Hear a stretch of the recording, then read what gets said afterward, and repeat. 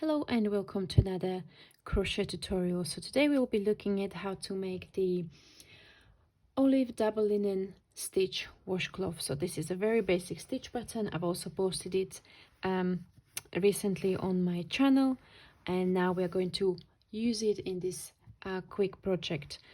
So the yarn that I've used for the washcloth is Drops, and it's a mix of cotton and linen. So it's great for homeware projects and for kind of the self-care items where you need some sturdiness.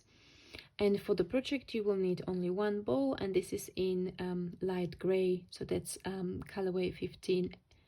And you will also need 5mm crochet hook.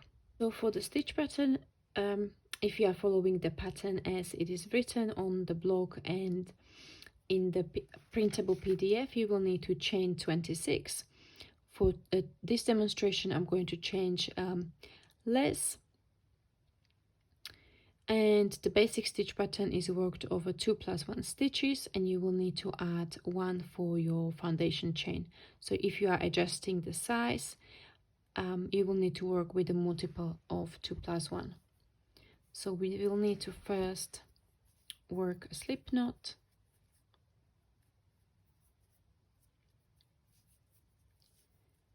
and then chain. So to chain, you will yarn over the hook and pull through, yarn over the hook and pull through. So that's 2.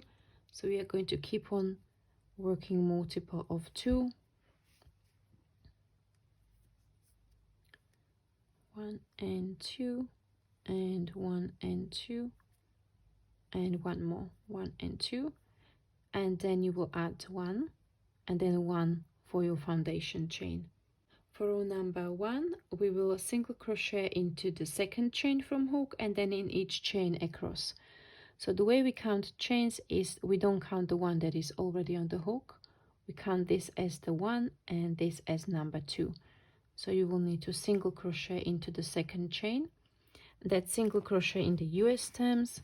If you are used to the UK terms, this would be a double crochet. So to do the single crochet, you will insert the hook under the loop of the foundation chain. So some crochets prefer the top, some crochet prefers the bottom or even the back. I like to work with the top one. Yarn over and pull up a loop. You've got 2 loops on your hook, and then you will do yarn over, pull through 2. Okay, so that's your first single crochet. Then we go into the next one, next chain, work single crochet, and so on across the row, including the very last chain.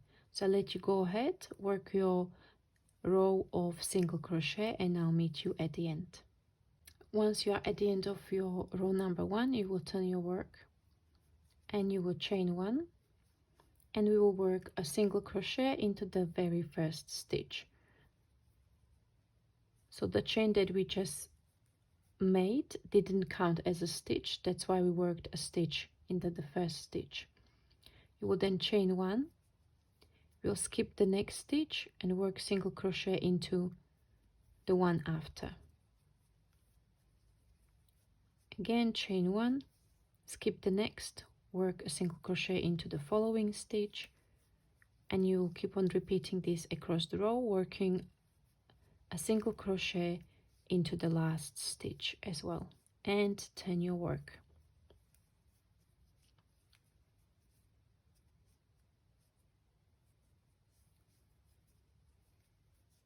For row number 3, we will start with chaining 1 and working single crochet into the first stitch, and then work a single crochet into the single crochet 2 rows below. So just directly the row below is a chain, so we'll skip the chain and work into the stitch which was directly below the chain. When you work this single crochet into the 2 rows below, you'll need to pull up your yarn slightly higher to make sure that your stitches have the same height. And then we chain 1, skip the next stitch, work single crochet or pulled single crochet. The same stitch is named is known by different names, into the stitch 2 rows below. And again, make sure that you pull up your yarn so you've got an even height of the stitches across the row. Again, chain 1, skip the next one, work a pulled single crochet in the stitch 2 rows below. Okay, so you keep on repeating this across the row, and you will work a single crochet into the very last stitch.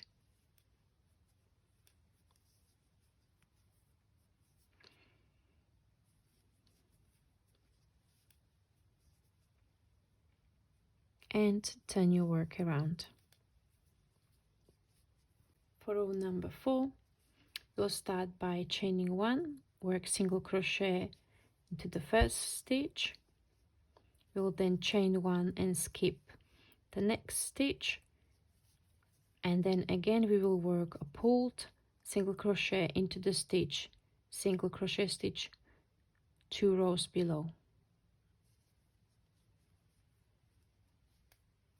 Chain 1, skip the next stitch, work a pulled single crochet into the stitch 2 rows below.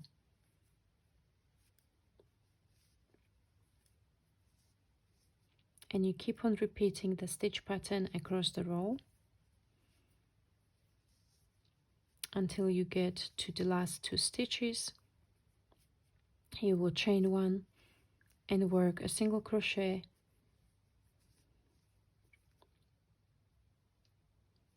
into the last stitch and turn your work. So this was the basic stitch pattern. These were the rows 3 and 4 are the basic stitch and row pattern. So after this you will follow with row number 5 to row 34, and these rows will be the repetition of rows 3 and 4. So you will keep on repeating rows 3 and 4, and then you fasten off. So now for my washcloth, I like to add a border just to make it look neat at the end. So I'm going to show you now how to do the border. This was a border of 2 rounds of single crochet, and I worked 3 single crochet in each of the corner stitches. So let's imagine now that this would be my final row, and now I'm going to be doing the rounds of single crochet. So I locate my corner stitches. So this is one of them here, so I'm going to work 2 single crochet into the same stitch, and then I'm going to go on to the next one. So single crochet stitches are quite wide, so if you work a single crochet stitch into each of the stitches along the side, the border will be actually wider than the width of the project. That's why you work in some and you skip some. So what I like to do for my border, I don't like to go under the stitch like so, because I found that it's quite gappy, as you can see. So what I like to do is, when I work along the stitches on the side, I go into the stitch between the strands of yarn. So how it works for me, once I start working the left edge, along the left edge I go under the top 2 and work the single crochet, but it might take a trial and error for you to achieve the look that you want. If you are happy to work under the stitch and have a slight small gaps between the stitches, that's also fine. So now you will work the single crochet along the edge with skipping stitches, maybe every 3 or 4 stitches, just to have that width correctly aligned. Then once you get to the next corner stitch, again work 3 single crochet stitches. If you find that that's too tight, that you start having kind of flaring out in these areas, you can do single crochet, chain 1 single crochet if you find that those stitches are a bit too wide for your corners, and then you will work single crochet along the bottom edge. Again, if you don't want to work under the stitch and have small gaps, you can work between the strands of yarn, and you will repeat that all around the washcloth.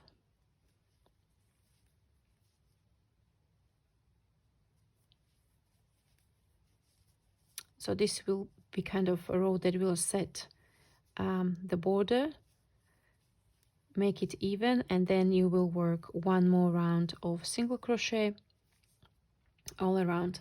And the way I achieve this kind of nice and sharp edges is by blocking. So I've spoken about blocking many times and why I think it's a really good idea. So just to recap, I think it's great to block your project because it sets the stitches in place so they look nice and even if they weren't even as you were working the project. You can create nice shapes. So if you would like to open up your lace, blocking is great for that as well. For projects which are more textured or more dense, it just creates nice neat edges. So I prefer steam blocking, where you pin your project with blocking pins into shape, so you make sure that all the edges are nice and straight, and then you blast it with some steam from your iron or from a garment steamer, and then you let it sit for a day or two. Once you take the pins out, the project will feel quite different. Oftentimes the project has got a nice drape and it will be nicely shaped as well. Okay, thank you very much for watching. I hope you found this tutorial useful. This stitch is great for projects that need to have densely packed stitches and maybe a little bit of a texture as well. So it's great for homeware projects, for winter accessories, for blankets, and so on. And I'll see you in the next tutorial. Bye bye.